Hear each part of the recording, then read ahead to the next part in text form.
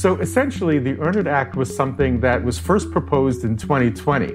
And they realized that it was a tire fire, and we thought we'd never see it again. But it came back in 2022. Hello, everyone, and welcome to Caveat, the CyberWire's privacy surveillance law and policy podcast.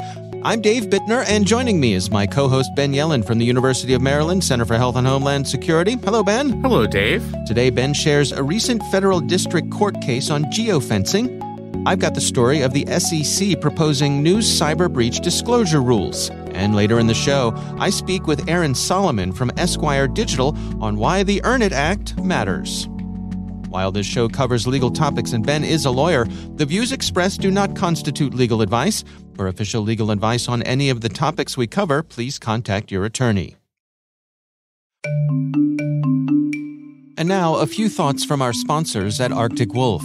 As the size, scope, and sophistication of attacks continues to grow, many organizations spent the past year overwhelmed by perpetual change, wondering when, where, and how things will ever improve. In early 2022, Arctic Wolf conducted a survey of over 300 global IT security decision-makers to understand their priorities and anticipated challenges for the year ahead. The goal was to understand their security roadmaps for 2022 and to get first-hand perspective on their current objectives and potential obstacles looming on the horizon. Visit arcticwolf.com/cyberwire to see what they learned. All right, Ben, we've got some good stories to share this week. Why don't you start things off for us? What do you got? It's my man, the professor at the University of California, Berkeley, Oren Kerr. The object of your intellectual desires. The object of my deepest, darkest intellectual desires. His dreamy opinions on legal matters have you dotting your I's with hearts. He really is. He really is a great writer and shapes a lot of my thinking on the Fourth Amendment, even though we don't always agree ideologically. Okay. And he still has a standing invitation to come onto the show if he ever listens. So I will drop literally everything. So this is about a federal case that was decided recently in a district court in Virginia. Mm-hmm. It's the case of United States v. Chatrie, and it concerns geofence warrants. So Mr. Chatrie is accused of robbing a bank. He went into a bank in Richmond, Virginia, with a note that said, "Give me all your money." Mm-hmm. The bank complied, gave him $195,000. So the law enforcement had basically no leads on who committed this crime. So they asked Google for information on which cell phones were in the area at that particular time, and that's known as a geofence warrant. Mm-hmm. Google voluntarily requires a warrant to obtain that information. The legal rules on obtaining a warrant aren't exactly settled at this point. But Google, as a matter of its own policy, requires a warrant to obtain that information. Okay. So a magistrate judge signed that warrant, allowed Google to share that geofencing information with law enforcement. There were 19 people in the area at the time that the crime took place, and doing a little more analyzing and intelligence work, they narrowed it down to one or two people, eventually down to one suspect, Mr. Chatrie, who is arrested and charged with armed robbery. Okay. So he seeks to suppress this evidence, saying that this geofence warrant is a violation of his Fourth Amendment rights. And the court agrees with him and says that this warrant likely does violate his Fourth Amendment rights. But in this particular case, they're allowing the criminal charges to go forward under what's called the good faith exception. Good faith exception basically means that this is an unsettled area of the law, and what law enforcement did and were trying to do is within the reasonable bounds of what they thought the law was at the time they sought this warrant. So they were doing in good faith what they thought they were allowed to do under the Fourth Amendment. So there's enough precedent, enough has happened that law enforcement could look at this and say this is within legal boundaries. Exactly, at least for now. Right. Now, this case might get appealed. This could be the case that changes that. It could be the case that changes that, or there could be other cases that change that where law enforcement's behavior is a little more egregious, particularly if it's another company and they don't actually, unlike Google, they're not required to seek a warrant. If they get that information warrantlessly, that might be more of a constitutional challenge. I see. So the good faith exception is kind of disappointing here because we don't settle some really confusing areas of the law. The first is whether a geofence warrant is a search in the first place. So for there to be a Fourth Amendment search, you have to have a violation on one's reasonable expectation of privacy. Generally, when you share anything with a third party, like a Google, you lose your expectation of privacy in that information. That's a third-party doctrine. But in the Carpenter case, we saw that if you don't really have a choice, if it's something as banal as turning on your phone, then you haven't really voluntarily shared that information with a third party. That's a little bit muddled in this case. Professor Kerr goes into kind of excruciating details on whether this disclosure was actually voluntary. There are a lot of points at which you can opt out of location sharing on Google. You can also do things like put your phone in airplane mode or turn off your phone. Or leave it at home when going to rob a bank. Exactly. So in Carpenter, the justification was, well, you need your phone to engage in everyday life. Yeah. Everybody has a cell phone. You need it to engage in business. Right. I think it's less clear whether you need Google Maps to live your everyday life. You could use a different application. You could print out from a MapQuest on your own PC how to get to the bank that you want to rob. Right. You don't necessarily need to use those Google services. So in Professor Kerr's view, this may not be a constitutional search, which would mean that a warrant would not be required in those circumstances. Then there's the question of if it is a search, what kind of probable cause do you need? And that's where things get particularly complicated here. The judge in this case seems to indicate that the government needs probable cause as to each individual who was in the area that is being searched. And Professor Kerr doesn't agree with that. He thinks that's too stringent of a standard. That's not how we engage in most Fourth Amendment searches.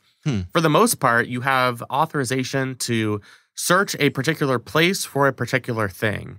And no matter what you find at that place while you are searching for that thing, that is a legal search, and the fruits of that search can be used for a future prosecution. Can I dumb it down a little and ask you a question? Absolutely. So let's say that a bank robbery occurs and police are canvassing the area and they're talking to a guy who happened to be standing on the street corner, and he says, "Oh, I saw." Bob was standing out in front of the bank earlier today. And so now the police say, well, we better go talk to Bob. That's probable cause to go talk to Bob, right? Absolutely. So isn't this similar to that in that basically Google is the one who's saying, hey, we saw Bob in this area. Shouldn't that be probable cause to go knock on Bob's door and say, hey, Bob, what were you up to today?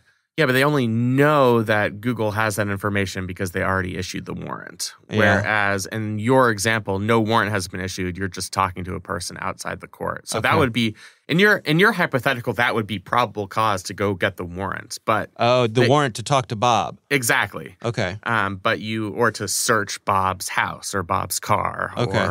But in this circumstance, that what's unclear is whether they had probable cause to seek that Google Geofence warrant in the first place. I see. Certainly as it relates to all 19 individuals who are within this particular area, they clearly don't have probable cause. It's not really that likely that any one of these 19 people were involved in the robbery, but as Professor Kerr says, that shouldn't be the standard.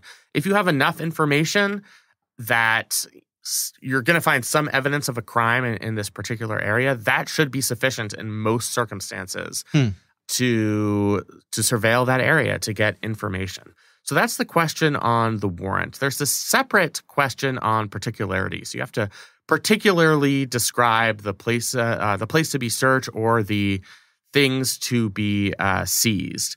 And this gets particularly confusing in this case because the government has to establish probable cause that each phone that appears in the geofence is involved in a crime.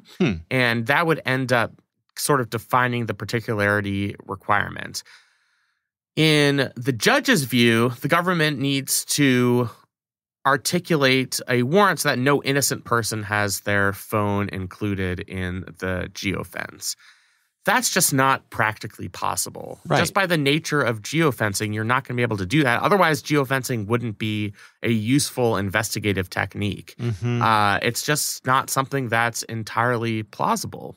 But it's a capability from a policy perspective that we probably want law enforcement to have for particularly heinous crimes. And so it would be impractical to demand that level of particularity as it relates to every geofence case. So I think this leaves us in a rather unsatisfactory conclusion here.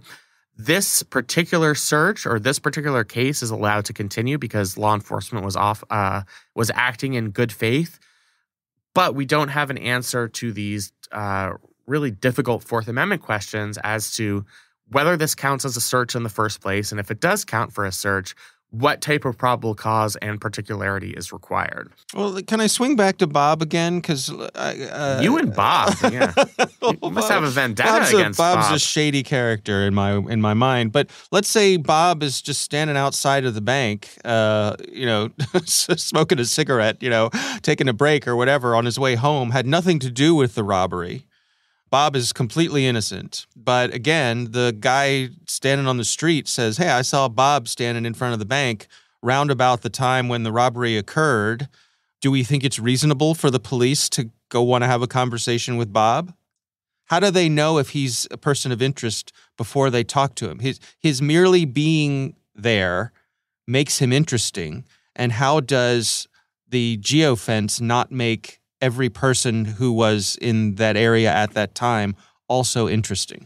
See where I'm going? I do see where you're going. I think you could make a plausible claim, and that's kind of a cousin of what Professor Kerr is arguing, that you can't really have that level of particularity with a geofence. Okay. Because it's very unlikely that only one person is going to be within a particular location at a given time. Right. We're rarely that lucky. So it's going to have to be an instance where you have 19 people like you did here, and you have to investigate every single one of them to rule suspects out. I think in a normal investigation, it's reasonable to follow these types of leads to get and we do that all the time in other types of law enforcement investigations to figure out who was at a given location at a particular time. For example, you don't need a warrant in most circumstances to get the sign-up sheet at an event, if that might give an indication as to who was at an event where a crime took place. So I think you are onto something here. And I think what Professor Kerr is trying to argue is having requirements for that level of particularity just wouldn't be practical, and it would defeat the point of having this law enforcement tool in the first place. Because we're rarely going to get circumstances where you're asking Google for information as to who was in a particular area, and you're only expecting one person to be in that area. This is not that point in the investigation. This is the point where you're searching for any kind of lead whatsoever, and there might as well not be geofence as a technique at all if it's going to be limited by strong particularity requirements. All right. Well, as you said, that's interesting for sure. All right, we'll have a link to that article over on Lawfare, written by Aron Kerr. My story this week comes from J.D. Supra. It's actually an article written by the folks over at Cooley, the law firm Cooley. And what they're covering, they sort of wrote a summary about how the SEC, the Securities and Exchange Commission, have voted to propose new rules for cybersecurity disclosure and incident reporting. So at a recent meeting, the SEC Director Renee Jones said that in today's digitally connected world, cyber threats and incidents pose an ongoing and escalating threat to public companies and their shareholders. True. So what they are proposing is enhanced regulations for public companies over which the SEC has jurisdiction, that they would report about material cybersecurity incidents on Form 8K. We're going to come back to that word material in a second. Yeah, it's very important. They're going to require periodic disclosure regarding their policies and procedures to identify and manage cybersecurity risks, management's role in implementing cybersecurity policies, board of directors' cybersecurity expertise, updates about previously reported material cybersecurity incidents, And then there's also sort of a technical thing. They're going to require them to present them in a particular sort of markup language that they use for these sorts of things. Let's start with that word material. They're going to require material cybersecurity incidents to be reported. Does that raise your antenna there as a lawyer for being a fuzzy word? Yeah, I mean, among lawyers, materiality is maybe second only to reasonable care as one of the vaguest legal terms that's impossible to suss out. Right. So the SEC, in trying to define this word, is using case law. And the one case they actually cite two cases.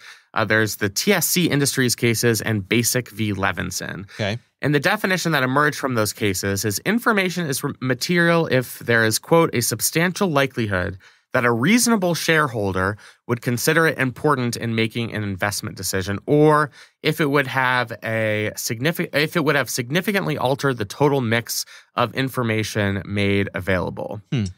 I'm not sure that that's going to be specific enough of a definition of materiality, just because there's a lot that's vague in there. Seemingly, when you're talking about publicly traded companies, nearly any piece of information could be of use to a shareholder. You never can really quite anticipate the reasons why somebody would want to purchase a stock or not, or why somebody would want to sell it. So there are going to be doubts about the critical nature of the relevant information. But I think what the SEC is trying to do here is come up with their best faith attempt at a definition. Yeah. It's not going to be perfect, and I think more often than not, the question of materiality is going to be relatively clear. I think when you look at 99% of the cases, is it information that would reasonably change the behavior of a shareholder? Or is it information concerning some type of critical piece of information? So a piece of data that was stolen, altered, accessed, or used for an unauthorized purpose. Yeah. I think in most cases we'll know whether there's been a material incident or not. This article had an interesting example that got me thinking. They said, what if a company has a policy with their backups, their data backups, that after a certain amount of time, data backups get destroyed? And they discover that they had a backup sitting on the shelf that did not get destroyed in the time period that it was supposed to get destroyed. So this data backup was sitting on the shelf, contrary to their policy. Should they be required to report that? There was no data leak. It didn't affect anything. Once it was discovered, they destroyed the data. I suppose you could make the argument that it points to some sloppiness on the part of the people taking care of their data security. Yeah, that's where I would lean. Yeah, but it's an interesting question, isn't it? It is. I mean, and that's why materiality is such a hard standard. You wouldn't necessarily, on first blush, think of that as a material breach because it's there. As you said, there's no data that's being stolen. It's just something that was intended to be destroyed that has not been destroyed. But if you are a shareholder, that might give you useful information on how well a particular company complies with its own data retention policies. And that might change your behavior as an investor. And under their definition, that would be material. So there are kind of these confusing questions.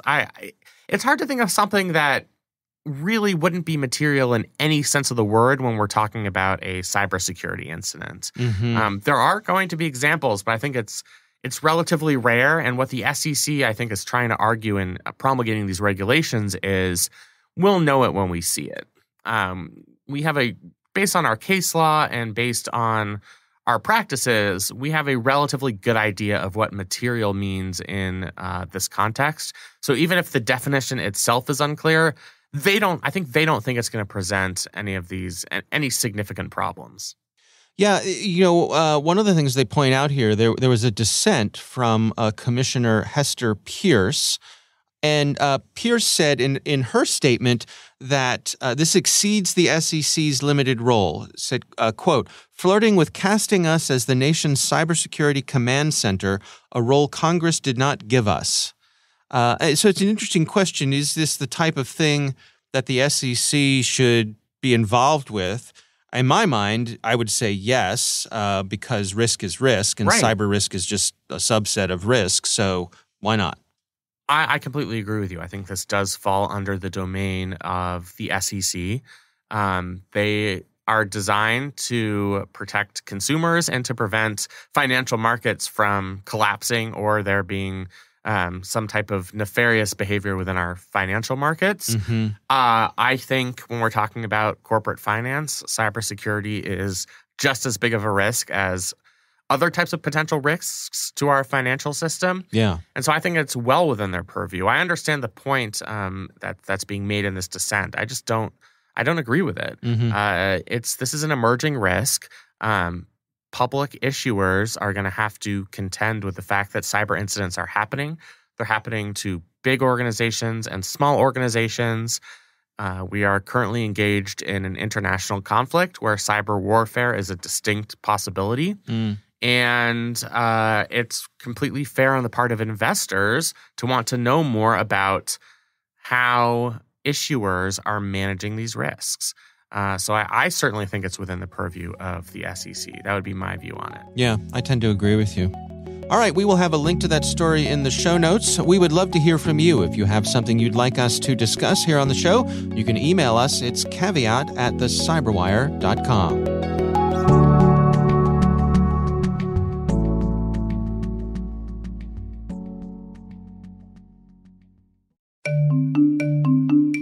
Let's return to our sponsor, Arctic Wolf. 2021 was a landmark year in cybersecurity. The rapid piecemeal changes businesses made on the fly to infrastructure, applications, and access controls during 2022's huge shift to remote work are now under scrutiny, while security teams were still busy defending against the litany of attacks and attack methods. As the size, scope, and sophistication of attacks continues to grow, many organizations spent the past year overwhelmed by perpetual change, wondering when, where, and how things will ever improve.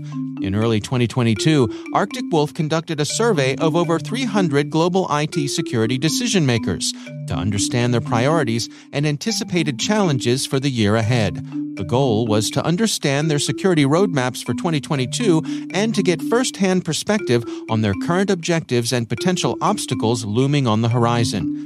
Visit arcticwolf.com/cyberwire to see what they learned.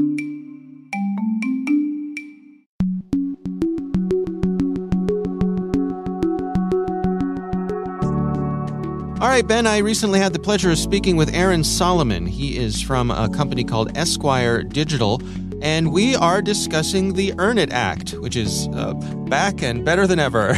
Yes, much to the chagrin of civil liberties advocates. That's right. So here's my conversation with Aron Solomon. So first of all, the Earn It Act, very few people actually know the name because it's a long name. Let's do that first. It's Eliminating Abusive and Rampant Neglect of Interactive Technologies Act of 2002. So after a name like that, and it's even got a longer title, to establish a national commission on online child sexual exploitation prevention and for other purposes. So that's why they gave it an acronym like the Earn It Act, because that is super, super long. They love their acronyms in D.C., don't they? They do. So essentially, the Earn It Act was something that was first proposed in 2020. And they realized that it was a tire fire, and we thought we'd never see it again. But it came back in 2022, essentially. That's kind of the very high-level Reader's Digest version of it.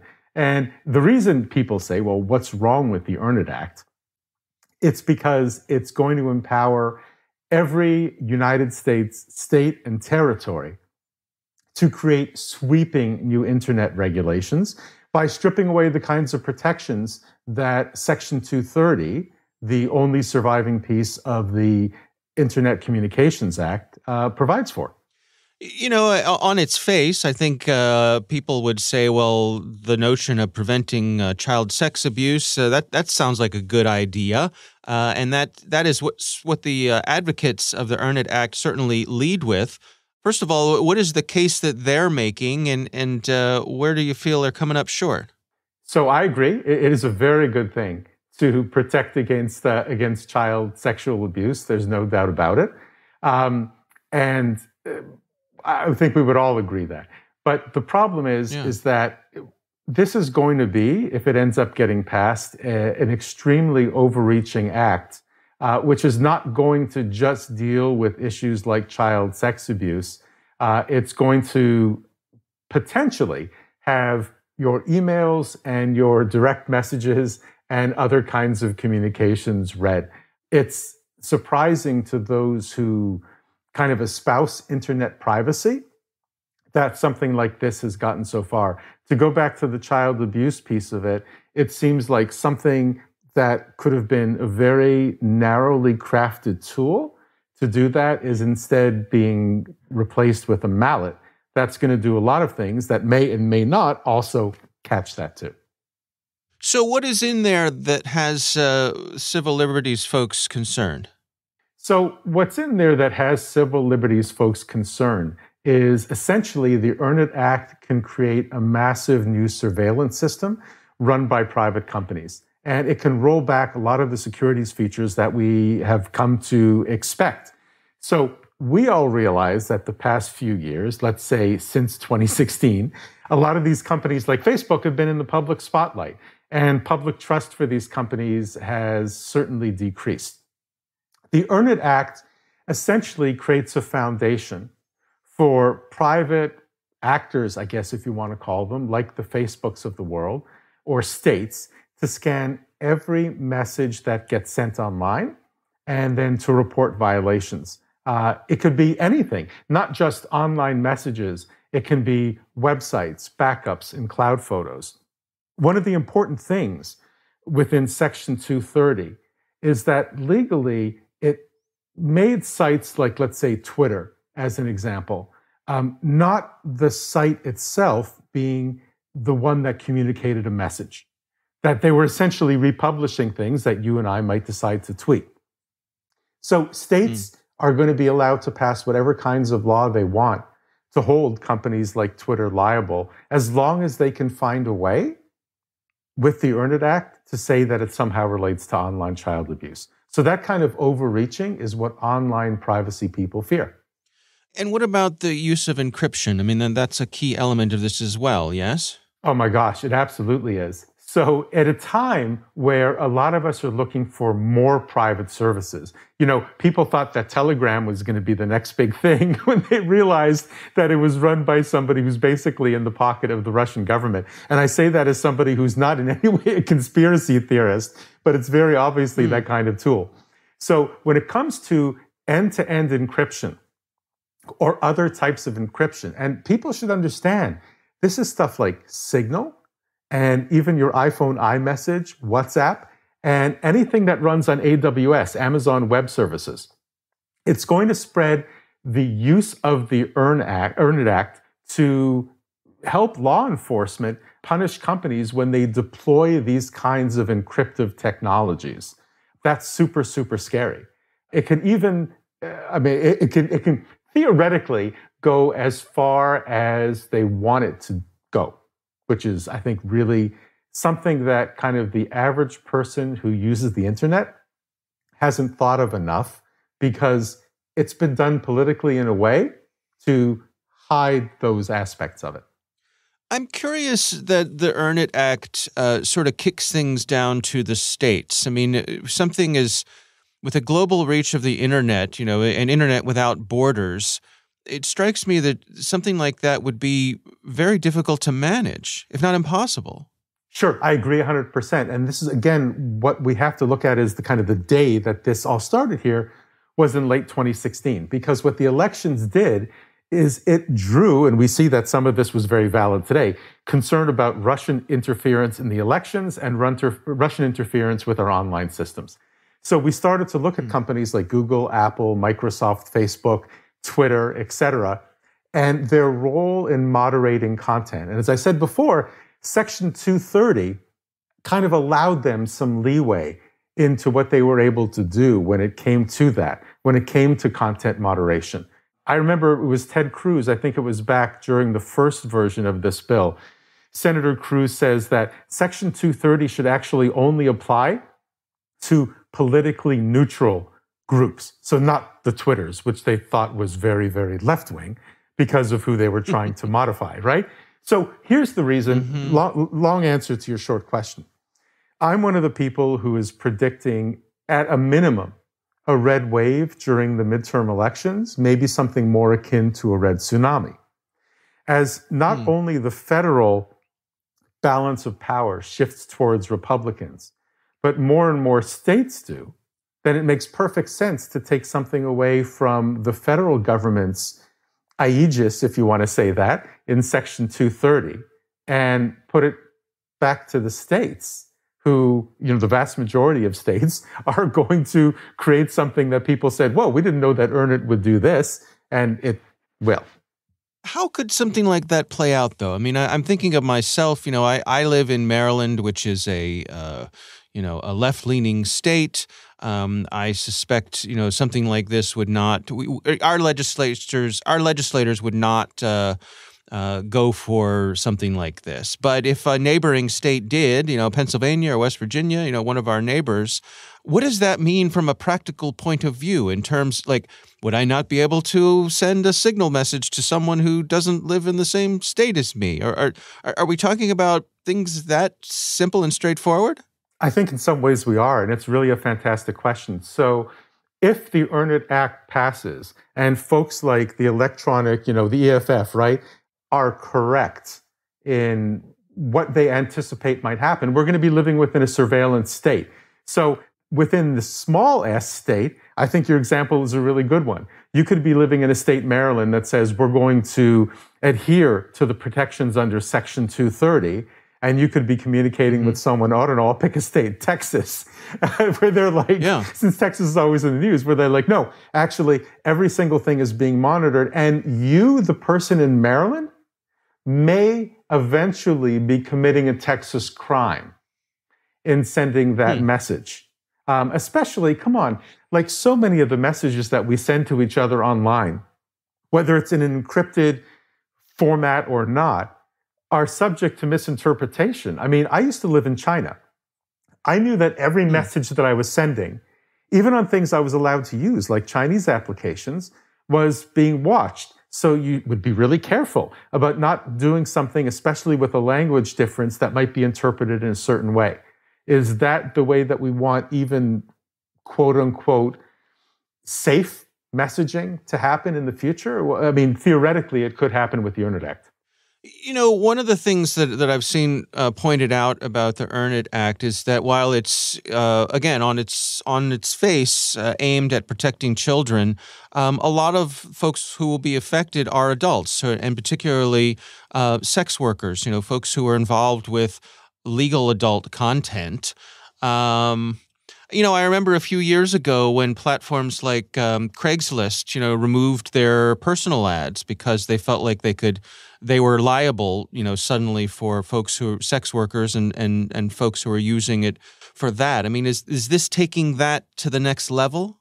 It's taking it 5 levels down. And again, when people hear the term sex worker, we're not just talking about someone who's doing legal sex work, advertising their services.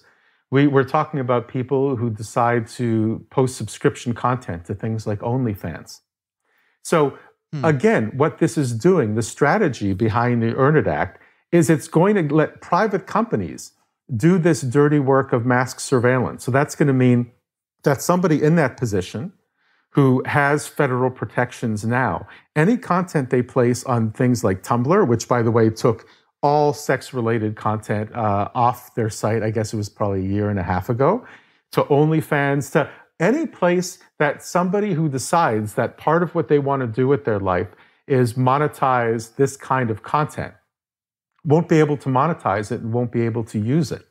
And I suppose then, the fear is that it pushes that stuff underground where people don't have the sort of legal protections that they have when it's, a public facing. Yes, and we've got to think about this within the broadest scope of the way it's done. So if you look at something like OnlyFans, which a lot of people have probably heard of, when it comes to paying for content that you can get on OnlyFans, it's done with payment methods that are very traditional, right? So somebody could decide, I want to see the pictures of this person, and they can use a regular credit card, or they could use some other kind of payment transfer, and it's relatively safe because OnlyFans is very well known. So it affects all parts of that transaction. It takes money out of the pockets of the people who decide that they want to sell this type of content, and it also makes purchasers much more vulnerable when things like this go underground. And you've got, potential scams and theft of accounts or crypto or whatever the case is. It makes something the wild, wild west that just doesn't need to be that. So where do we stand now? And as you and I are recording this, where does this legislation stand in terms of where it is, making its way through the machine? So the way it's making, I always think back to the great Schoolhouse Rock, how a bill becomes a law. Yeah. I won't pain our listeners to have me sing it, but basically where we are right now is, even though they hope and pray that they will, they are still just a bill, and they passed committee. So that's like a lot more steam than it had a couple of years ago, especially given, as I said before, where the United States is as a nation politically and what's kind of expected to happen later this year. I would not at all be surprised if this fully passes and becomes law. And then we're going to find that it's going to be something that the courts are going to have to deal with.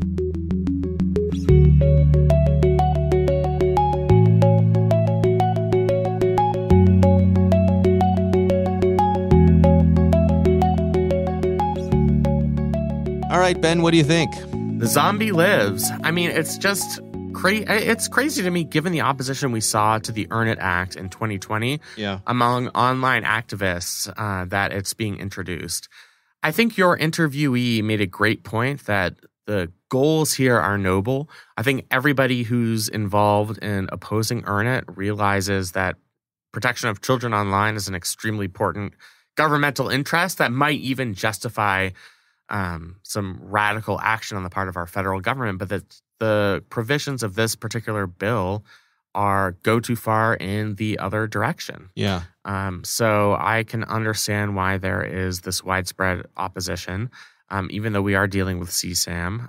It's something that everybody from right-wing groups to civil liberties groups to left-wing groups seems to oppose, because it would have potential effects on censorship of information, or all different types of second-order effects, and certainly would threaten the security of our communications as well. Yeah. So I appreciated the interview, and I mean, even though I think many of us would rather not be talking about the Earn It Act again, we are. So yeah, it's important that it has attention drawn to it so it can be debated. All right. Well, again, our thanks to Aron Solomon. He is from Esquire Digital. We do appreciate him taking the time for us. And, of course, we want to thank this week's sponsor, Arctic Wolf. Arctic Wolf conducted a survey of more than 300 global IT security leaders to understand their priorities for the year ahead. Visit arcticwolf.com/cyberwire to see what they learned.